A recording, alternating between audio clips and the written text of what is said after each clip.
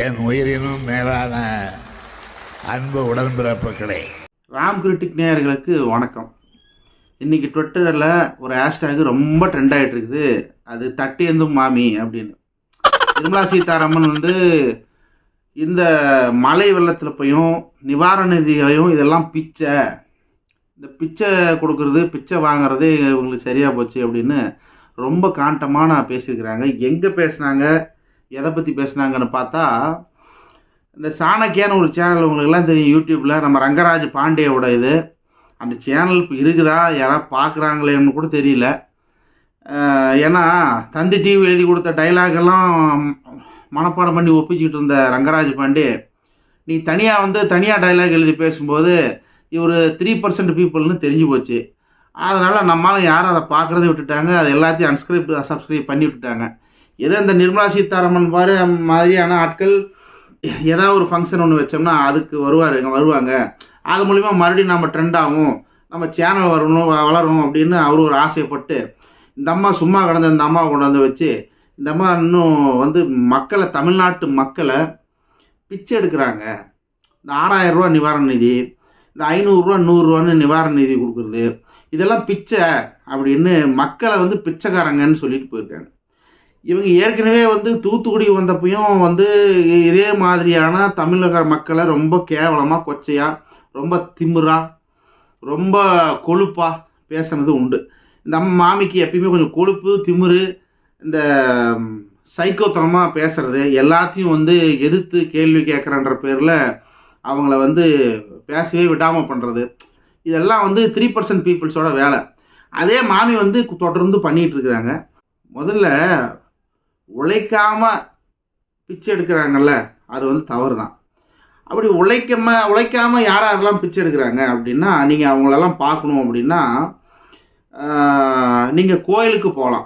கோயிலுக்கு போனீங்கன்னா கோயிலுக்கு வெளியில் கை கால் இதெல்லாம் விளங்காமல், அவங்களால சரியாக நடக்க முடியாமல், உடலில் ஏதாவது ஒரு நோய் இருக்கும், அதனால் அவங்கள சரியான ஒரு இடத்துல ஒரு சமூகத்தோடு சேர்ந்து பயணிக்க முடியாத, இந்த மாதிரி இல்லைனா மென்டலி டிசேபிள்டான ஆளாங்க, இவங்கெல்லாம் கையேந்துவாங்க, அம்மா தாயே அப்படின்னு பிச்சை வாங்குவாங்க. அது அவங்களால இயலாமை. நம்ம நல்லா இருக்கிறோம், நாம் சம்பாதிக்கிற ஒரு பகுதியை அவங்க கொடுக்குறோம், ரைட்டு. இதே நம்ம கொஞ்சம் உள்ளே போனோம்னா உள்ள ஒரு தட்டேந்தி ஒரு 3% பீப்புள்ஸ் நிற்பாங்க. அவங்களுக்கு வேலையே நோகாமல் நோம்பு கும்பிடுறது.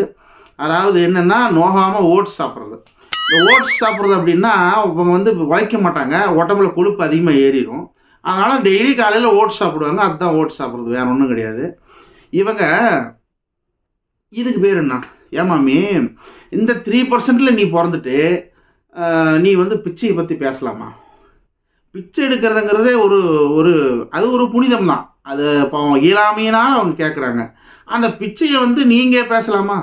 நல்லா கொழுன்னு கொளுத்து நெய் அது இதுன்னு கடவுளுக்கு நெய் படைங்க, அது படைங்க, இது படிங்கன்னு சொல்லி வாங்கி இந்த 3% நீங்கள் செய்கிற பொய்கள் எல்லாத்தையும் நாங்கள் நம்பி மக்களானப்பட்டவங்க நாங்கள் கொண்டு போய் பணத்தை உங்ககிட்ட பிச்சை மாதிரி போட்டு நீங்கள் எடுக்கிறது தான் பிச்சை. உழைக்காமல் எடுக்கிறான் பாருங்க அவன் பிரச்சனை. இப்போ கோயிலுக்கு வெளியே எடுக்கிறான் பாரு, அவன் டிசேபிள்டான ஆள், அவன் எடுக்கிறான் ரைட்டு. கோயிலுக்கு உள்ள எல்லாமே இருந்து நீ எடுக்கிற பாரு. இதுக்கு பிச்சையை பற்றி நிர்மலா சீதாராமன் நீங்கள் பேசவே கூடாது. எலக்ட்ரோல் பாண்ட் மூலிமா நீங்கள் எடுத்த பிச்சையை விடவா தமிழகத்தில் பாதிக்கப்பட்ட மக்களும் பிச்சை எடுக்கிறாங்க?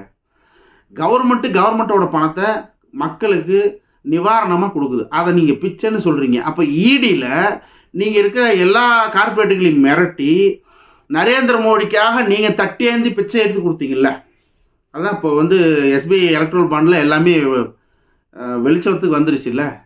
அப்போது அதுக்கு பேர் என்ன?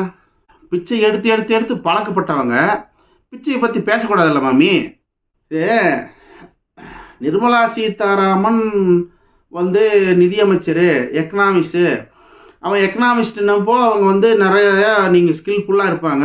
உனக்கெல்லாம் என்ன தெரியும், நீ எல்லாம் நிர்மலா சீதாராமனை பற்றி பேசுகிறீங்க அப்படின்னா என்ன மாதிரி ஆளுகள் தான் நிர்மலா சீதாராமனை பற்றி பேசணும். ஏன்னா சுப்பிரமணிய சாமி உங்களுக்கு எல்லாருக்கும் தெரியும், அவர் ஒரு வழக்கறிஞர், அவர் ஒரு மூத்த அரசியல்வாதி, பாஜகவை சேர்ந்தவர்.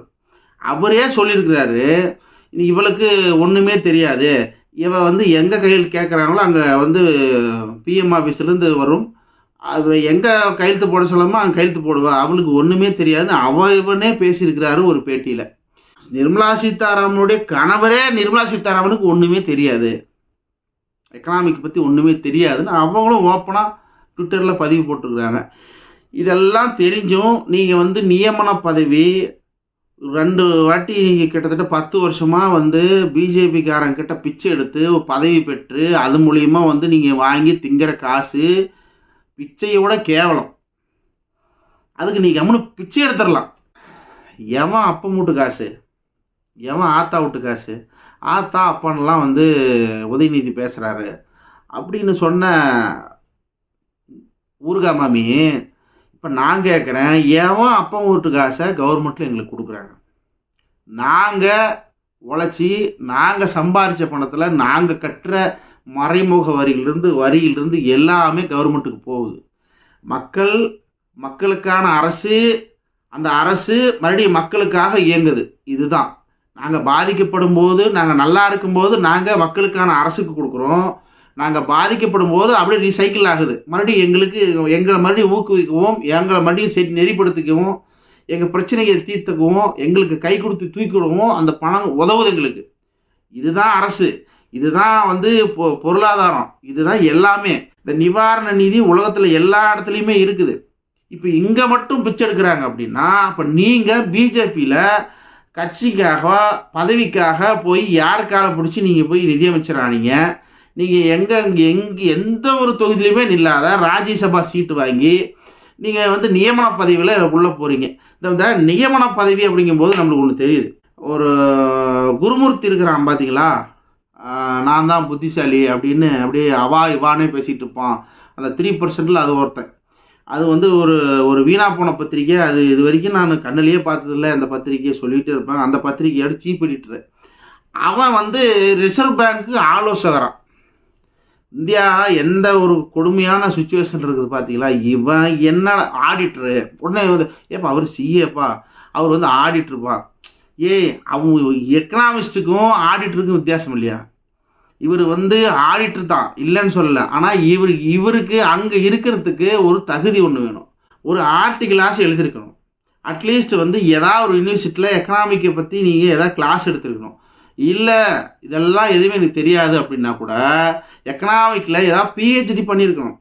ரிசர்வ் பேங்க்ன்றது ஏதோ வந்து சாதாரண இல்லை. இவனுக்கு வந்து 2 வீலரில் ரிசர்வ் போடக்கூட தெரியாது, சரிங்களா?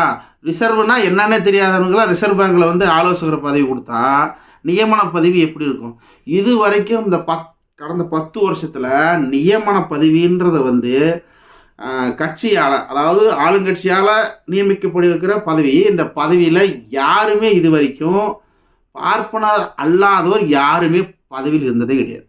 எல்லாம் பார்ப்பனர்களை சார்ந்தவங்களை மட்டும்தான் நியமன பதவியில் உட்கார வைக்கிறாங்க. அப்படியும் சரி, ஒரு திறமையான ஆட்கள் இருக்கிறாங்க அப்படின்னா இந்த குருமூர்த்தி மாதிரி ஒரு உதவாக்கரைங்க தான் வந்து பதவியில் உட்காருது. இது நாம் சொல்கிறல, சுப்பிரமணிய சாமி காரிகாரி துப்புறாரு இவங்களே நியமன பதவிக்குன்னு ஒரு ஒரு சட்டத்திட்டமெல்லாம் இருக்குது. என்னென்னா, நீங்கள் வந்து ஒயிட் கலரில் ஒயர்டு ஹெட்ஃபோன் வந்து குறுக்க போட்டுட்டு வந்தீங்கன்னாவே உங்களுக்கு நியமன பதவி. அதே மாதிரி இந்த 3% பீப்புளில் நீங்களும் ஒரு ஆள் ஆகணும். ஒயிட் கலரில் ஒயர்டு ஹெட்ஃபோன் போட்டிருக்கணும். இதெல்லாம் போட்டிருந்தா நீங்கள் வந்து நியமன பதவிக்கு எலிஜிபிலிட்டி. நீங்கள் படிச்சிருக்க தேவையில்ல, உங்களுக்கு ஒன்றுமே தெரிய தேவையில்ல. நிர்மலா சீதாராமன் மாதிரி என்ன உலக நடப்பு, மக்கள் கஷ்டம் ஒன்றுமே தெரியாது. ஆனால் நான் எக்கனாமிஸ்ட்டு, நான் வந்து ஒரு நிதியமைச்சராக உட்காந்து நான் எல்லாத்தையும் பண்ணுவேன், நான் திமுறாக பேசுவேன். அப்படி தான் இருக்குது இந்த நாடு. அதே மாதிரி இந்த பிராமணர்கள் பாவம், அவங்களுக்கு வந்து ஒரு 10% இடஒதுக்கீடு கொடுத்து ஒரு செக்ஷன் ஒன்று உருவாக்கியிருக்கிறாங்க சென்ட்ரல் கவர்மெண்ட்டில். அதாவது நீங்கள் ஸ்டேட் பேங்க்கோட பேங்கிங் எக்ஸாம்லாம் நீங்கள் பார்த்தீங்கன்னா நம்மளாம் 75 to 80க்கு மேலே வாங்கினா கூட நம்மளுக்கு வந்து வேலை கிடைக்காது. அவன் வெறும் 25 மார்க் வாங்கினாவே அவன் போய் உக்காந்துருவான், புரியுதுங்களா? அந்த 10% இடஒதுக்கீடில் அவன் பூந்துருவான். ஏன்னா அவன் இருக்கிறதே 3%. அவனுக்கு 10% வந்து நீங்கள் இடஒதுக்கீடு கொடுக்குறீங்க அப்படின்னா எல்லாருமே அந்த எக்ஸாம் எழுதுகிறவன் எல்லாருமே வந்து அதுக்கெல்லாம் எலிஜிபிள் ஆகிறான். அப்படி படித்தவன் தான் போய் இன்றைக்கி ஸ்டேட் பேங்க்கில் எல்லாம் உக்காந்துக்கிட்டு இல்லை நான் 3 மாதம் ஆகும் அந்த டேட்டாவெல்லாம் எடுக்கிறதுக்கு அப்படின்னு சுப்ரீம் கோர்ட்டுக்கு பதில் சொல்லிட்டு இருக்கிறவனுங்கெல்லாம் இந்த மாதிரி வந்து கிறுக்கு பசங்க தான் அங்கே இருக்கிறாங்க. 3% பீப்புள் 10% இடஒதுக்கீடுல உள்ளே போனவன் ரிசர்வேஷன் பிச்சை அப்படின்னு இவனுங்க தான் சொல்லுவானுங்க. ரிசர்வேஷன் பிச்சையில் வந்தவங்க, கோட்டாவில் வந்தவனுங்க அப்படின்லாம் பல இடத்துல கேவலப்படுத்துவாங்க. இந்த கோட்டாவில் இன்றைக்கி இவனுங்க போய் உட்காந்துட்டு இருக்கிறது என்னன்னு சொல்கிறது? மொத்தத்தில் ரிசர்வேஷன்றதை வந்து பிச்சைன்னு சொல்லவே கூடாது. அது யாராக இருந்தாலும் எதாக இருந்தாலும். ஆனால் இவனுங்களே சொல்லலாம். இவனுங்க எடுக்கிறது ரிசர்வேஷன் பிச்சு தான். இப்போ மோடி ஆட்சி வந்து எடுத்தால் இந்த 10% இடஒதுக்கீடு. நாம் என்ன சொல்கிறோன்னா, நிர்மலா சீதாராமன் வந்து பிச்சை எடுக்கிறது, மக்கள் வந்து பிச்சை எடுக்கிறாங்க, கவர்மெண்ட்டு பிச்சை போடுது. இதே மாதிரி குஷ்புன்ற ஒருத்தி வந்து இப்போ தான் வைரலாக பேசிட்டு போனால் பிச்சை போட்டா அப்படின்லாம் பேசிட்டு போனான்.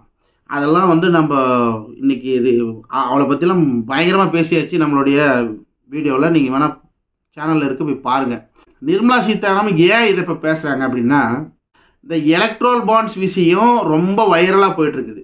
மக்களை திசை திருப்புறதுக்காக இந்த பிச்சை ஏற்கனவே வந்து குஷ்பு எல்லாத்தையும் செருப்பு கழட்டி அடித்தாங்க. இப்போ நாமளும் அதை பேசினா நம்மளையும் அடிப்பாங்க.